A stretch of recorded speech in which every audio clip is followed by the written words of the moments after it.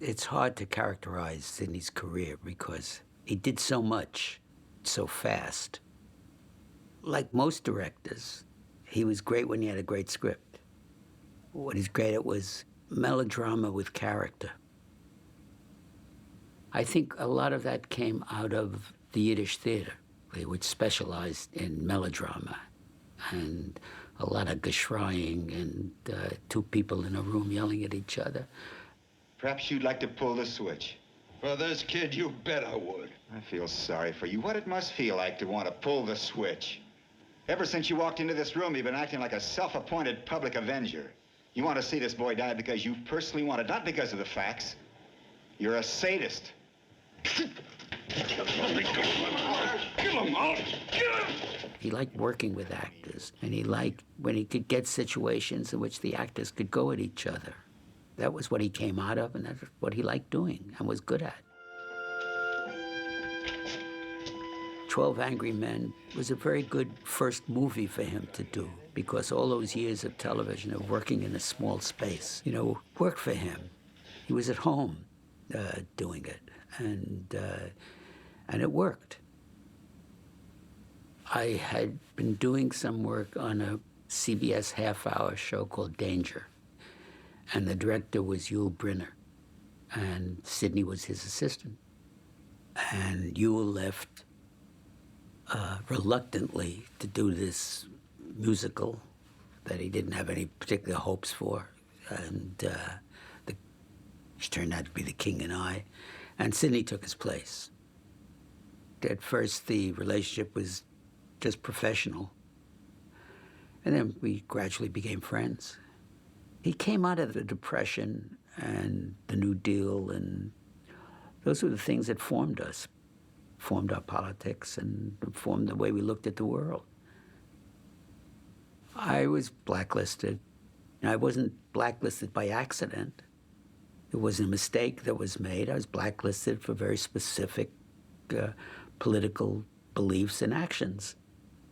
At the beginning, it was tough. It really wasn't until I met Sidney and Charlie Russell. They knew I was blacklisted. At first, I used a pseudonym on Danger, and then the executives, figured the writers were a sneaky bunch and probably using pseudonyms, and they demanded a real person that they could see and have meetings with. So then it became a process of finding fronts who could do that, whom you could trust to go into a meeting and make some sense. And one of them, I know, a very nice man, but not a writer, and not. I remember writing notes on his sleeve for him to consult when he went into an executive meeting. But it was due to Sidney, really, that I worked in that time. Did I feel the need to write political content? Social content, not necessarily overtly political. Yes, that was kind of, the side of the street I worked. That's what interested me, really. I felt people are formed by politics, and they get into trouble because of politics. And it was worth writing about. We weren't just working, we were doing our job. I think we never felt that. Sidney and I both always wanted, at least in the larger works, to do things that had some meaning. Because of the lack of technology on our part, there was very little you could do. We didn't have the resources that they had now. And so in a sense, we were forced back on character. We had to write things about character. And as a result, there were a lot of very, very good things done. You Are There was a very happy circumstance for us. And it was written, almost all of it, by 3 blacklisted writers of a particular political bent. Myself, Abraham Polanski, and Arnold Manoff. And we wrote them under different names, which you had to have.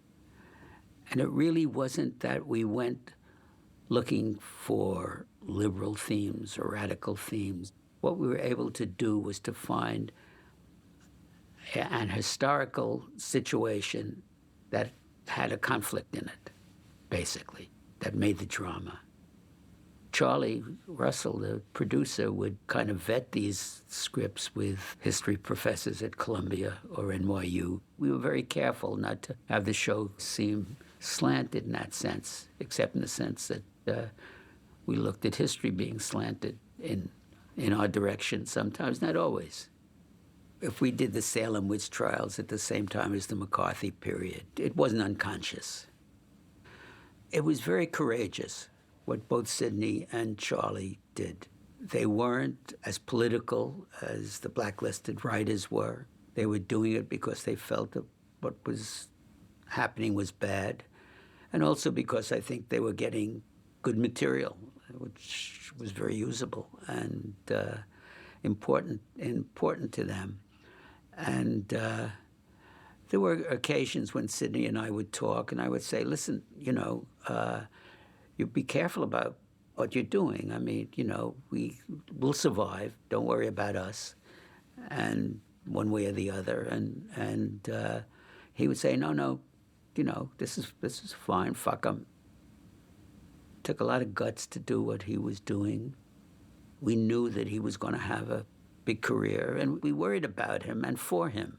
He was doing something very good for us, and we didn't want him, and also Charlie, whom we were very fond of, to get into trouble. But it didn't happen, fortunately. Sidney was responsible for getting my first job after the blacklist. He was going to do a film for Carlo Ponti, starring Sophia Loren, his wife, and they needed a writer. And Sidney recommended me. And in the middle of writing the script, the House Committee on Un-American Activities held a session in New York. And the agent called and said, Paramount called and they're not doing the deal. There's a subpoena out for you. And I said, oh, thank you very much. And I packed my bag and went on the lam. We had a meeting with Ponti and an interpreter. He didn't speak English very well then. And I brought my lawyer. And my lawyer explained my position, which was that I was not going to go testify and give names. And Ponti listened, and then he rattled off a long stream of Italian. And the interpreter turned to us and said, Mr. Ponti would like to know who has to be fixed and for how much. It ended okay for me, and I continued to work for Ponti. Sidney had made it possible. In the movie business, what the people in power are saying to the talent is, how far can we push you? What's your bottom line? And I think Sidney had that. I know that he had offers of big jobs that he wouldn't take because they violated something in him that he felt he couldn't do. He had a bottom line. I mean, he stood for something. Even though he and I might argue politically about certain issues or something like that, I knew that he was coming from some place that was important to him, that meant something, and that he wouldn't see violated.